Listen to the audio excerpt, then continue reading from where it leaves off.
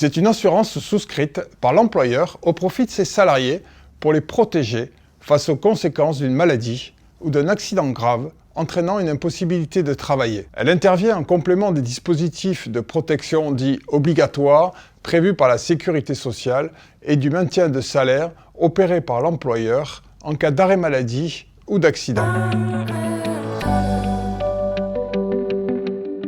La prévoyance collective permet de compenser tout ou partie de la perte de revenus en cas d'arrêt de travail ou d'invalidité. La prévoyance collective accompagne également les salariés avec des services d'assistance, comme par exemple des services de prévention, d'assistance psychologique ou d'accompagnement dans le retour à l'emploi. En cas de décès, elle permet de protéger les proches du salarié par le versement d'un capital aux ayants droit, sa famille, d'une rente conjointe ou encore d'une rente éducation pour ses enfants.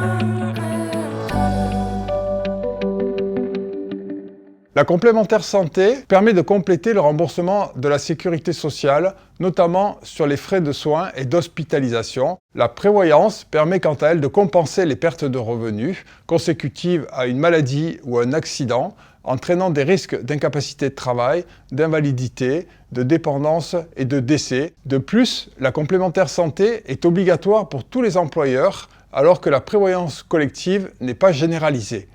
Elle dépend de plusieurs critères. La catégorie professionnelle, elle est seulement obligatoire pour les cadres.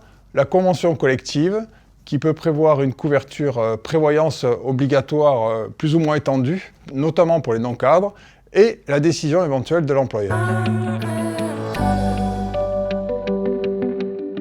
Pour les employeurs du privé et les associations, la réglementation prévoit l'obligation de couvrir les cadres sur le risque décès avec une cotisation minimale à leur charge, affectée prioritairement au risque décès. Par ailleurs, la convention collective ou un accord d'entreprise peuvent prévoir une obligation de couverture de tout ou partie des salariés auxquels l'employeur doit à minima se conformer.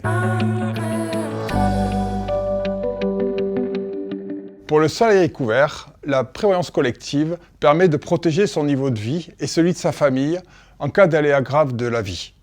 Pour l'employeur, c'est un levier de la politique sociale, instaurer un bon climat social, fidéliser ses collaborateurs et même en attirer de nouveaux. Ce peut être un vrai argument en recrutement dans un contexte où certains secteurs rencontrent des problèmes d'attractivité.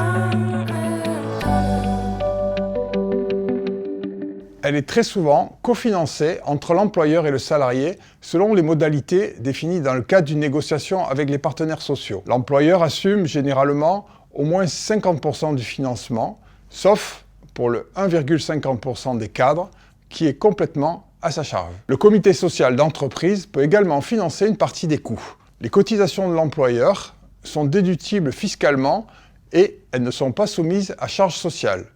Par contre, elles sont assujetties à la taxe sur les conventions d'assurance. Pour le salarié, les cotisations qu'il verse sont déductibles de son revenu imposable.